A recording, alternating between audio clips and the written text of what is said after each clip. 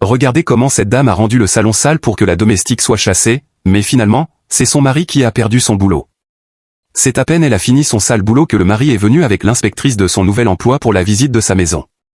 Une fois rentré, le monsieur dit « Bienvenue dans ma maison ». Et en même temps, les yeux de l'inspectrice tombent sur les déchets dans la maison, et la dame est étonnée. Jusque-là, le monsieur ne voyait rien et demande à la dame « C'est quoi ça ?» La dame répond « Tu me demandes ce que c'est ? Tu es aveugle ou quoi ?» Le monsieur répond « Je viens à peine d'entrer ». En voulant tourner le visage, il tombe sur la saleté. Le monsieur est tellement étonné et dit « C'est toi ?» Plus qu'il ne s'y attendait pas. « C'est quoi ça ?» La dame répond « C'est quoi cette saleté ? » « Mais excusez-moi. Tu sais très bien que je devais venir chez toi aujourd'hui, n'est-ce pas ?» Le monsieur répond « Oui. » Et la dame dit « Tu sais que je devais venir aujourd'hui. » Le monsieur veut parler, mais la dame, sous colère, continue « Je veux que ce soit clair, tu étais au courant que je venais aujourd'hui. » Oui, tu étais au courant.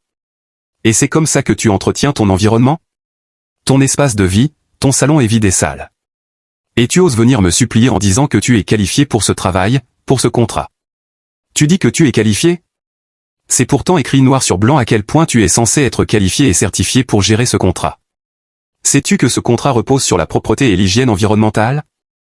Es-tu consciente de ça ? C'est donc comme ça que tu comptes garder notre société propre, alors que tu n'as même pas pris soin de ton propre salon. Regarde le désordre, imagine les mouches, imagine tout ça. À quel point peux-tu être négligente ? Voilà, la dame constate que tout sent mauvais et elle n'arrive plus à respirer. Elle dit, comment oses-tu ? Oh mon Dieu, tout pue ici, c'est tellement bas de gamme. Regarde ça. La dame a du mal à respirer, apparemment. Elle dépose son sac, prend le dossier du monsieur et le déchire en disant « Désolé, mais tu ne qualifies pas, tu n'es pas apte à gérer ce contrat. » Le monsieur, voulant la supplier, mais elle déchire le dossier et ajoute « Mon Dieu, tu te rends compte ? Je ne suis même pas sûr que nous te voulions encore dans l'entreprise. À partir d'aujourd'hui, tu es licencié. » En voulant rentrer, la dame dit « Imagine perdre mon temps, mon argent, mes frais, pour ce genre de saleté. » La dame est sous colère au point où elle n'arrive plus à prononcer les mots. Regarde bien ton environnement, c'est dégoûtant. Voilà, la dame rentre.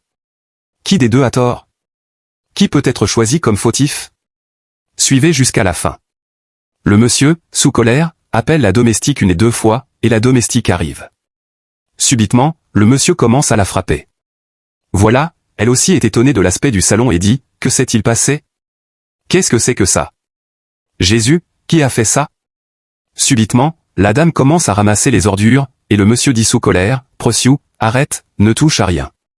Si tu touches à quoi que ce soit, je t'étrangle moi-même. Retourne dans ta chambre maintenant. Je vais t'étrangler moi-même. » La domestique, toujours étonnée, continue de dire « Qu'est-ce qui s'est passé ? » Voilà, la méchante vient et le monsieur continue « Ferme ta foutue bouche. À partir d'aujourd'hui, tu m'appelles monsieur, parce que je t'ai clairement demandé de nettoyer cette maison et tu as décidé de t'y opposer. » La domestique dit « Je sais que j'ai nettoyé la maison. » Tais-toi. Le monsieur, en la giflant, dit « Tu as nettoyé quoi ? Tu es un être humain méchant. Tu sais combien j'ai perdu ? Je t'avais dit que le ministre de l'Environnement venait aujourd'hui pour une inspection. Je viens de perdre des millions, des millions. Mon Dieu, je n'arrive plus à respirer. Voilà, la méchante dit « Bébé, qu'est-ce qui se passe ? Que s'est-il passé ? » Et le monsieur répond « J'ai perdu des millions à cause de la négligence de Prociou. Le ministre de l'Environnement était dans ma maison et tout ce qu'il a vu, c'est cet état lamentable de mon salon. » La dame dit « Je t'ai toujours dit de renvoyer cette fille. Je t'ai toujours dit que je ne la voulais pas dans cette maison, mais tu n'as jamais voulu m'écouter. Tu as insisté pour qu'elle travaille pour nous. Regarde-la maintenant, elle n'est même pas capable de garder ta maison propre. Voilà, le monsieur dit, ce n'est la faute de personne d'autre. Si je te revois près de moi ou près de cette maison, je m'en fiche d'aller en prison, je te détruirai. Je t'arracherai la vie. Attrape-la. Attends un peu, je vais te battre comme un enfant. » La domestique, en pleurant, dit « J'essaie de comprendre ce qui s'est passé. J'ai nettoyé cette maison. » Le monsieur dit « Va prendre ton sac. J'ai dit que je vais te pousser dehors. Je vais t'aider à sortir de ma maison. » Voilà comment ils sont en train de chasser la domestique en disant « Sors, sors, sors de ma maison. » Quelle absurdité est-ce encore ? La dame dit « Je t'ai toujours dit de la renvoyer et tu as refusé. Regarde maintenant ce qu'elle t'a fait perdre, des millions envolés.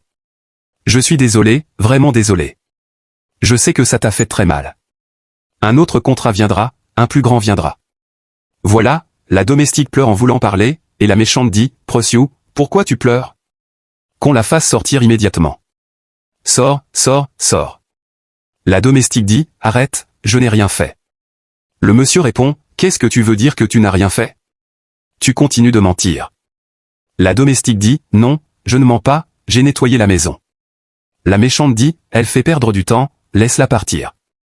Attends, je viens de me souvenir que j'ai installé des caméras de surveillance. La méchante est étonnée, et le monsieur continue, je veux voir les images. Voilà, la méchante dit, bébé, pas besoin d'aller vérifier la vidéosurveillance.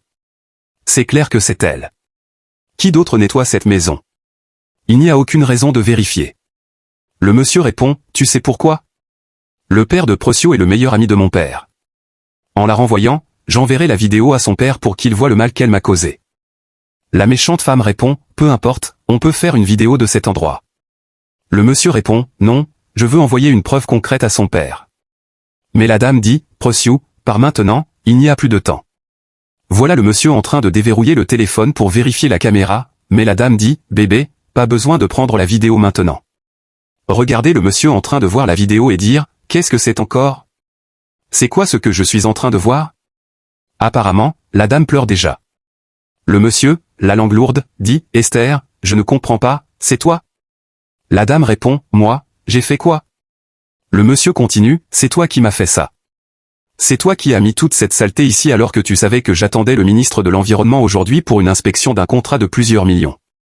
Pourquoi as-tu fait ça? Pourquoi salir la maison? Voilà, il crie sur la méchante, et elle répond, pourquoi ferais-je ça? Regarde bien cette fille. Regarde celle que tu as amenée dans ma maison et que tu appelles ton amie. Regarde-la bien. Elle est grande, belle, bien formée. Tu aurais dû me dire que tu amenais ta maîtresse ou ta petite amie chez moi. Et tu l'appelles une domestique? Regarde-la, puis regarde-moi. Tu veux que je la mette dehors moi-même? Je t'ai dit que je ne veux pas de cette fille dans cette maison. Le monsieur, tellement étonné, dit, attends, c'est quoi ça? Tu as fait tout ça par jalousie? Juste par jalousie envers une simple domestique? On la paie combien par mois? 20 000 néras. Et par jalousie, tu m'as fait perdre des millions?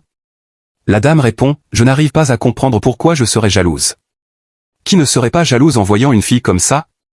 Le monsieur répond, je vois maintenant que tu es la cause de mes problèmes. Tout ce que j'ai fait pour que ce mariage tienne, c'est toi qui l'as détruit. Esther, si tu ne sors pas de ma maison maintenant, si tu ne sors pas de ma vie maintenant, si je laisse éclater la colère qui est en moi, tes parents n'auront rien à enterrer. À partir d'aujourd'hui, lis bien sur mes lèvres, tu cesses d'être ma femme. La dame répond, c'est faux. Et le monsieur continue, tu cesses toute relation avec moi. La dame répond, je ne partirai nulle part, en faisant le gros dos, et dit, tu veux que je parte pour continuer avec cette fille. Je savais que tu couchais avec elle, mais je refusais d'y croire. Maintenant, tout est clair.